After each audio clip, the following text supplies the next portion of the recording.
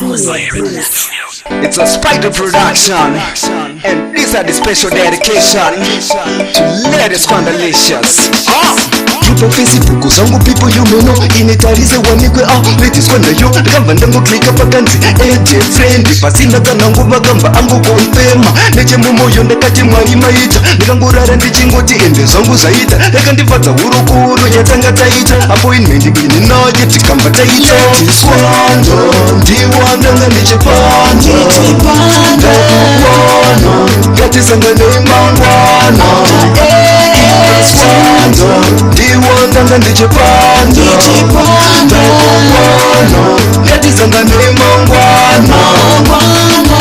usati wasvika ndichagadzira patebhuru roti mamalaiti ndobatidza makenduru ndichiridza music inenge yechikuru yana Marvin Gaye nana Chris Studios.